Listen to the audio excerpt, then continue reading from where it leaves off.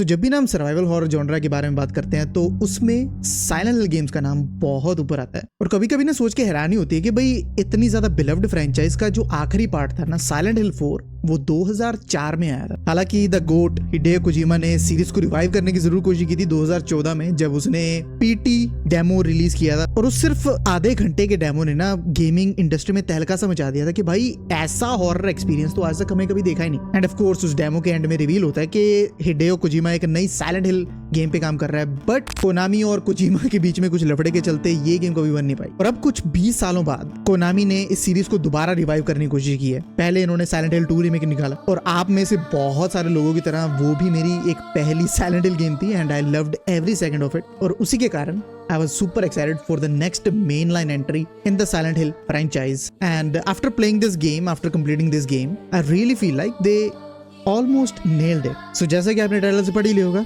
आज हम बात करने वाले हैं Silent Hill F के बारे में।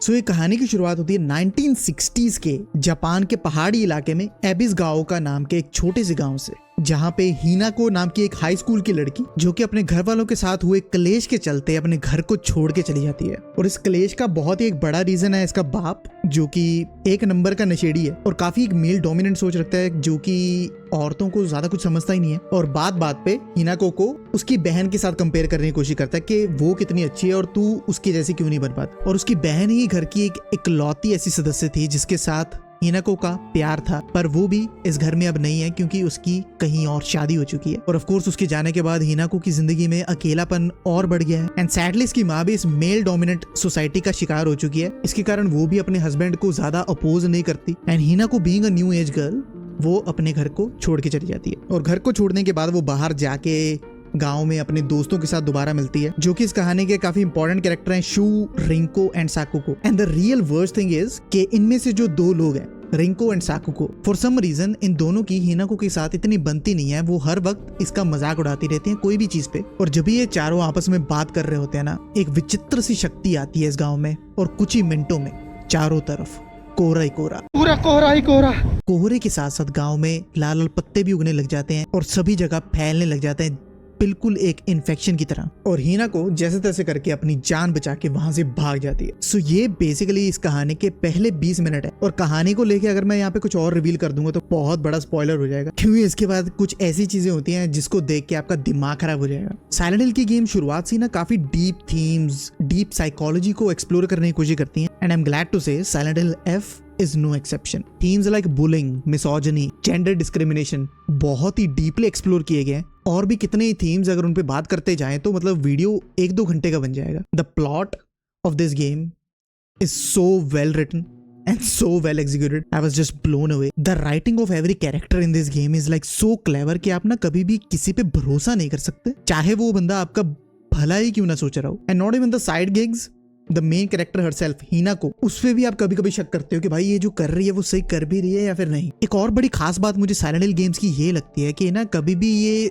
चीजें स्पून फीड करने की कोशिश नहीं करते हैं, कहानी धीरे धीरे आगे बढ़ती है। That feels so natural. And one more thing, अगर आपने पहले कभी साइलेंट हिल की गेम्स नहीं खेली है, यू हैव टू नो कि सिर्फ सिनेमैटिक से इस गेम की कहानी समझना बहुत ज्यादा मुश्किल है। You have to pay attention, जो भी आपके आसपास चल रहा है, जो भी आपको नोट्स वगैरह मिल रहे हैं उनको ध्यान से पढ़ना पड़ता है, तभी जाके आपको इस गेम की कहानी अच्छे तरीके से समझ में आ पाएगी। और मैंने इस गेम को एक ही बार खेला, 10-12 घंटे प्रॉपर टाइम दिया इस गेम को। उसके बाद भी कुछ क्वेश्चंस रह गए दिमाग में, और जब मैं उन चीजों का आंसर ढूंढने गया ना यूट्यूब पे या फिर गूगल पे, आई केम टू नो कि इस गेम की मल्टीपल एंडिंग्स हैं, विच इज टोटली फेयर। आजकल हर एक गेम में मल्टीपल एंडिंग्स होती हैं। Your actions should define the ending of the game, but the thing I'm like really disappointed with, आपको इस गेम की ना ट्रू एंडिंग लेने के लिए गेम को दोबारा खेलना पड़ेगा। और इस चीज को देख के मैं काफी ज्यादा डिसअपॉइंट हो गया, क्योंकि मैं एक ऐसा प्लेयर हूँ जो कि उंगल को एक बारी में अंदर डाल के अच्छे तरीके से घुमा के मलाई चाटने में बिलीव रखता है। और यहाँ पे गेम को दोबारा खेलना पूरा का पूरा एक नई एंडिंग लेने के लिए, ऑफ कोर्स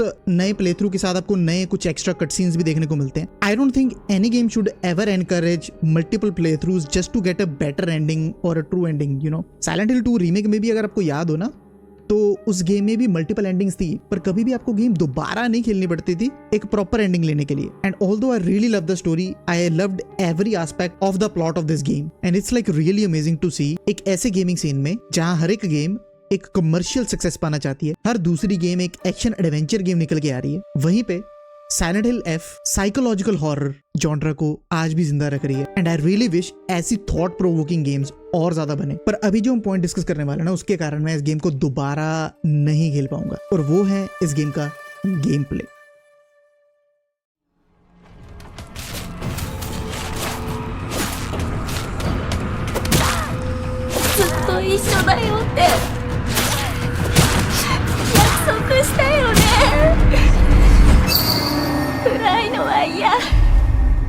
मैं अच्छे तरीके से जानता हूँ कि साइलेंट हिल गेम्स की पहचान ना कभी भी उनके गेम प्ले से नहीं होती, उनकी तगड़ी स्टोरी टेलिंग से होती है। बट द थिंग इज, जो पुरानी साइलेंट हिल गेम्स थी ना, इवन जो हम रिसेंटली साइलेंट हिल 2 रीमेक की बात करें, उसमें कॉम्बैट एनकाउंटर्स काफी फेयर थे। कभी भी ऐसा फील नहीं होता कि आप एक एक्शन गेम खेल रहे हो। और क्योंकि कॉम्बैट एनकाउंटर्स इतने नहीं हो रहे हैं ना, तो गेम प्ले एलिमेंट्स कम होना तब भी काम चल जाता है। एंड साइलेंट हिल एफ में to my surprise gameplay elements उतने ही हैं, पर एनिमी एनकाउंटर्स को बहुत ज्यादा बढ़ा दिया है, इतना ज्यादा कि मैं एंड तक आते थे काफी ज्यादा एनॉयड फील कर रहा था। So unlike silent Hill 2, game play काफी ज्यादा इस बार मेले फोकस्ड है।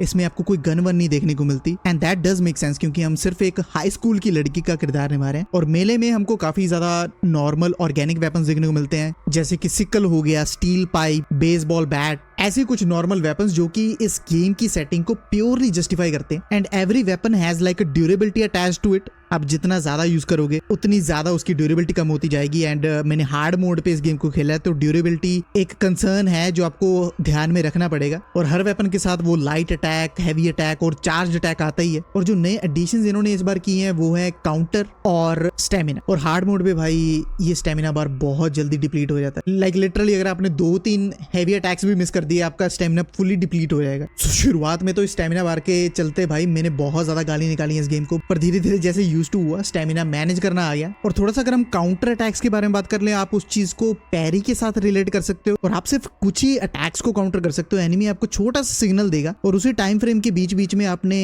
हैवी अटैक करना है, तभी काउंटर हो पाएगा। And that gives you like a super satisfying crushing blow, जो कि उनको 1 हिट किल कर सकता है। प्लस यहाँ पे आप फोकस भी कर सकते हो, जिससे आपको पैरी की थोड़ी सी एक्स्ट्रा विंडो मिल जाएगी। और फोकस करके आप फोकस अटैक भी कर सकते हो, जो कि हर वेपन के साथ वेरी करता है। It's basically like a special ability that every weapon has. और फोकस अटैक आपकी सैनिटी को यूज करते हैं, जिसका एक अलग से बार बना रखा है, और अगर वो डिप्लीट हो गई तो आप और फोकस अटैक्स नहीं कर सकते। And not only that, game में परफेक्ट डॉजेस भी हैं। सो इन्हीं सारी चीजों को अगर हम कंबाइन कर देना तो एक काफी ज्यादा एक सोल्स लाइक कॉम्बैट एक्सपीरियंस आपको देखने को मिलेगा। And the gameplay loop is pretty decent I would say. पर क्योंकि एनिमी एनकाउंटर्स है ना जो इतने ज्यादा हो चुके हैं ना, कॉम्बैट रेपिटेटिव फील होने लग जाता है। और एनिमीज में भी कुछ ज्यादा वेरिएशन नहीं है, मतलब 4-5 एनिमीज हैं जो आपको थ्रू आउट द गेम देखने को मिलेंगे। हाँ, इस गेम में once in a while boss fights भी हैं, and man the boss fights are challenging. मतलब मैं हार्ड मोड पे 1-2 हिट्स में ही बॉसेस के खिलाफ मरता जा रहा था। हाँ, डेफिनेटली आपकी जिंदगी को आसान बनाने के लिए इस गेम में श्राइन्स हैं, जहाँ पे आप अपनी हेल्थ, स्टैमिना एंड सैनिटी वगैरह अपग्रेड कर सकते हो। और चार्म्स भी हैं, जिसको जापानीज में ओमा मोरी कहा जाता है। उसके साथ आपको बेसिकली एक्स्ट्रा बफ्स मिल जाते हैं। एंड आई एम अवेयर के साइलेंट हिल गेम्स में आपको हर एक एनिमी से लड़ना बिल्कुल भी जरूरी नहीं है। आप उनको चकमा देके इधर उधर से भाग सकते हो, पर इट्स जस्ट कि गेम में एक्चुअल में बहुत सारे सीक्वेंसेस हैं ऐसे जहां पे होर्ड्स ऑफ एनिमीज से आपको लड़ना पड़ेगा मजबूरन। And even enemies do not react properly to your attacks. मतलब वो इम्पैक्ट आपको महसूस हो जाएगा जब भी आप हिट करते हो एनिमी को, पर उसका जो रिएक्शन है वो मतलब काफी डिलेड है। उसके कारण कॉम्बैट काफी ज्यादा क्लंकी सा फील होता है। And that's where my personal issue lies with this game. And of course survival horror genre में इन्वेंटरी मैनेजमेंट एक बहुत ही इंपॉर्टेंट पार्ट होता है, जो कि इस गेम में काफी ज्यादा मीडियोकर है। मतलब शुरुआत से ही आप एक ही टाइम पे बहुत सारी आइटम कैरी कर सकते हो। एंड आई वाज लाइक, इतना सारा सामान ये ले तो रही है, पर ये डाल कहाँ रही है। And as always Silent Hill F में भी काफी ज्यादा पजल्स हैं, जिनमें से मैं कहूंगा 2 ऐसी पजल्स थी जिन्होंने मेरा दिमाग घुमा दिया था। I was sitting here for like 1.5 hour, और बस पता नहीं जैसे तैसे करके मैंने तो कई बार तुक्के लगाए हैं। पजल्स काफी स्मार्ट हैं, मतलब सॉल्व करके फीलिंग आती है कि भाई हाँ कुछ तो उखाड़ दिया। एक ना मुझे इस गेम के स्कूल के सेक्शन की पजल याद आ रही है, जहाँ पे ना लॉकर्स वगैरह खोलने होते हैं आपको, और उस पजल को ना इन्होंने कहानी के साथ, गेम की नैरेटिव के साथ इतना तगड़े तरीके से ब्लेंड किया है, मुझे मजा आ गया था। That was honestly my favourite puzzle in this whole game.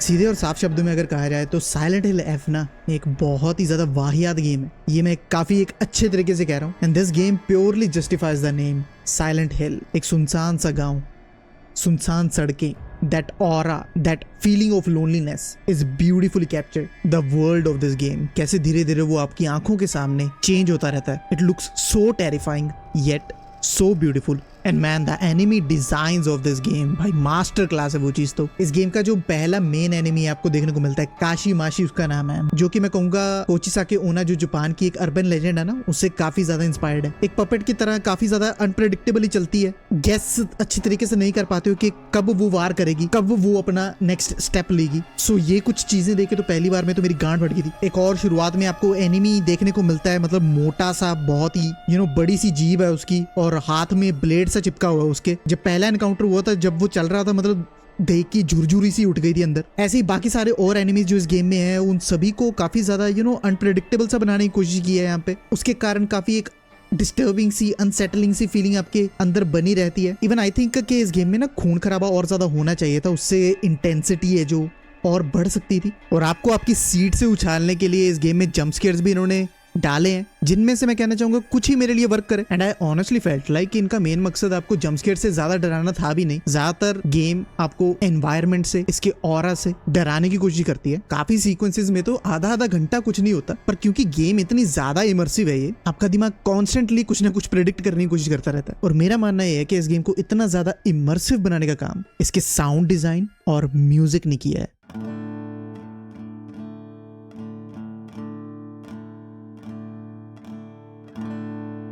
Silent Hill games के साउंड ट्रैक्स, म्यूजिक बहुत ही बड़ी एक हाईलाइट रहे हैं, and Silent Hill F is no exception. The first fucking intro song of this game भाई, उसको आज भी सुन के ना गांड फट जाती है। इतना सुंदर तरीके से उस गाने को कंपोज किया गया है ना, it just captures the whole vibe of that 1960s Japan. और वो गाना इतना ज्यादा अनसेटलिंग लगा मुझे, एक रात तो अच्छे तरीके से मैं सो भी नहीं पाया था। And not only this sound track, every music, every background score used in this game is a fucking 10 out of 10 and the credit goes to this guy, Akira Yamaoka. और ये वही बंदा है जिसने बेसिकली सारी की सारी साइलेंट हिल गेम्स के साउंड ट्रैक पे काम किया है। मैं आपको कह रहा था ना कि ये गेम जंप स्केयर से नहीं, ऑरा से डराने की कोशिश करती है। और उस ऑरा को बिल्ड करने के लिए ना इन्होंने इतने तगड़े तगड़े बैकग्राउंड स्कोर यूज किए हैं ना, consider me impressed man. And even game की परफॉर्मेंसेस भी मुझे काफी ज्यादा जबरदस्त लगी। मैंने इस गेम को इंग्लिश डब में खेला है, वॉइस एक्टिंग काफी जेन्युइन थी, कोई भी डायलॉग मुझे ऐसा आउट ऑफ प्लेस नहीं लगा। हाँ, अगर नेट पिक करना हो तो इस गेम में इन्होंने लिपसिंग पे काम बिल्कुल नहीं किया इंग्लिश डब वर्जन में।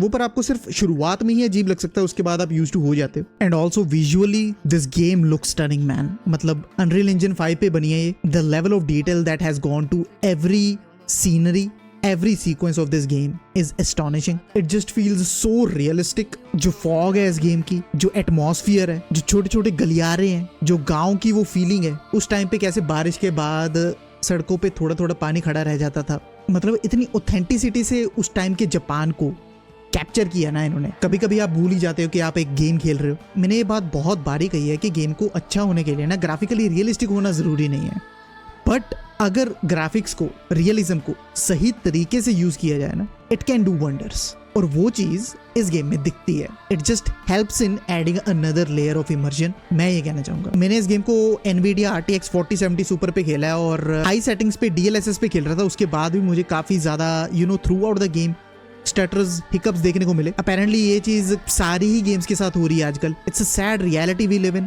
Over and all man, Silent Hill F was a great game, जहां पे मैं मानता हूं कि साइलेंट हिल 2 रीमेक एक ट्रू मास्टरपीस है। वहीं पे Silent Hill F, a game developed by not so known studio Neobards Entertainment, published by Konami, is a great entry to the series. और हर हॉरर जॉनरा के फैन को, हर story driven gamer को ये गेम को डेफिनेटली खेलना चाहिए।